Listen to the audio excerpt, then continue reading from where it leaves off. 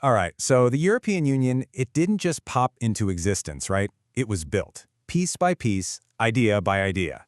And today, we're going to walk through that incredible story, how a continent literally torn apart by war managed to reinvent itself one step at a time. So, let's get into it. And our story, well, it doesn't really kick off with a treaty or some grand political declaration. Nope. It starts with a problem, a really big one, a question that was haunting an entire continent. I mean, just try to picture it. It's 1945. Cities are just rubble. Economies are completely shattered. And an entire generation has been lost to two absolutely catastrophic world wars in the span of just 30 years. So you can imagine the leaders in Europe were desperate. They knew they couldn't just, patch up the old system. They had to build something totally new, something that would stop a third world war, which, let's be honest, would have been the last one. And that's the question right there. How do we stop this from ever happening again? It sounds so simple, doesn't it? But finding the answer, well, that set in motion a political experiment that was unlike anything else in history.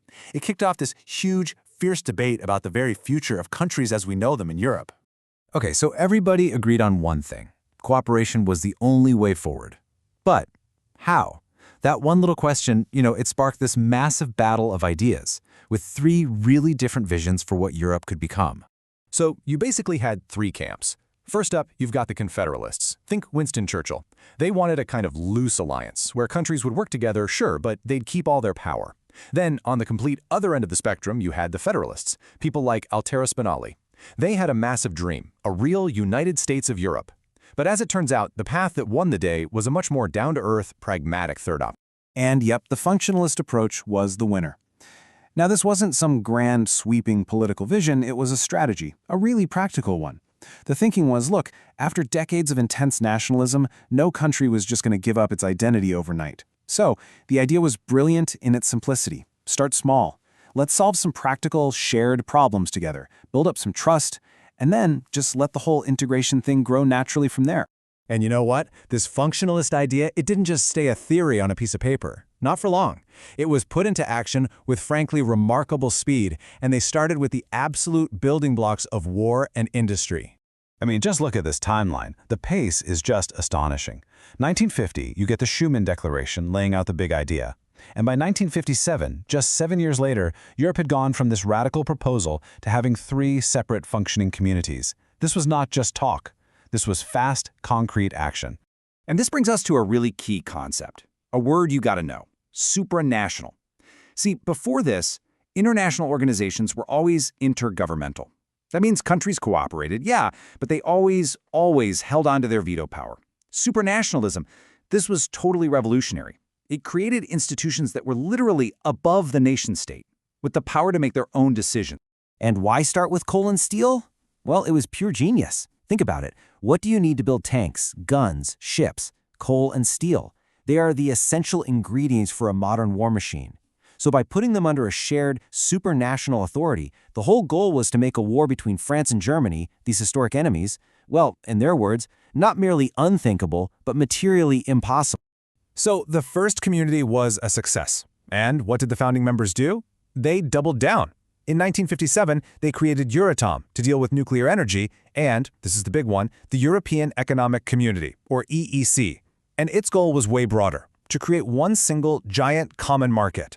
Now, this common market was built on a really simple but incredibly powerful idea: the four freedoms. The whole point was to just tear down all the national barriers, all the red tape that stopped goods, people, services, and money from moving freely across borders. The endgame? To create one huge integrated economic space. And this quote, it just perfectly sums up the thinking behind the whole thing. If goods do not cross borders, armies will. The idea is that if you weave your economies together, if you make yourself dependent on your neighbor and they become dependent on you, well, that's the best possible way to prevent conflict.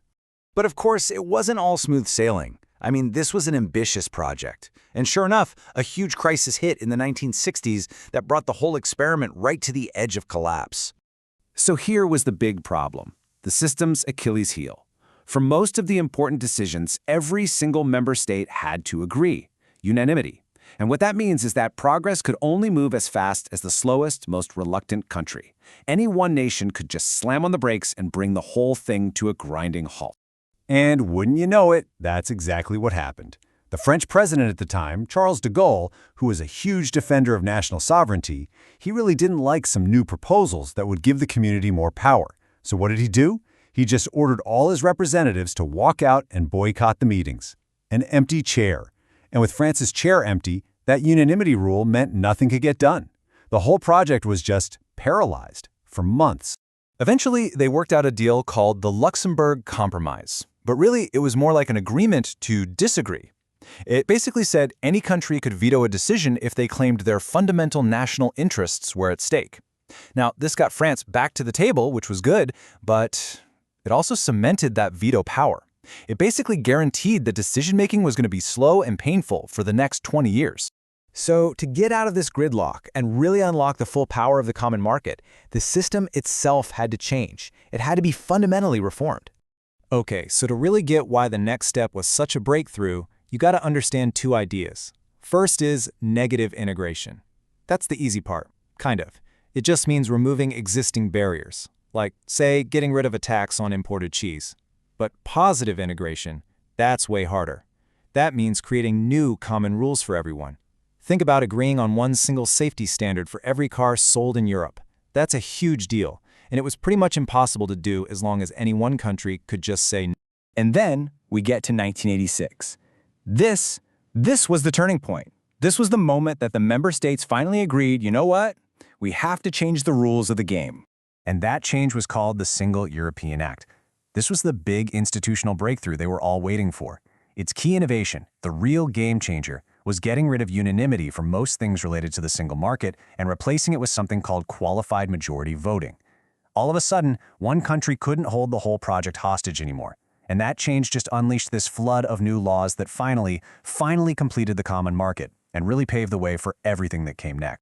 So there you have it. This pragmatic, functionalist, step-by-step approach is what built the modern European Union, solving one problem at a time. But here's the thing. As the world faces all these huge new crises, climate change, massive geopolitical shifts, the big question is still out there. Is that same slow, steady, step-by-step approach that built the past, is it going to be fast enough to handle the challenges of the future?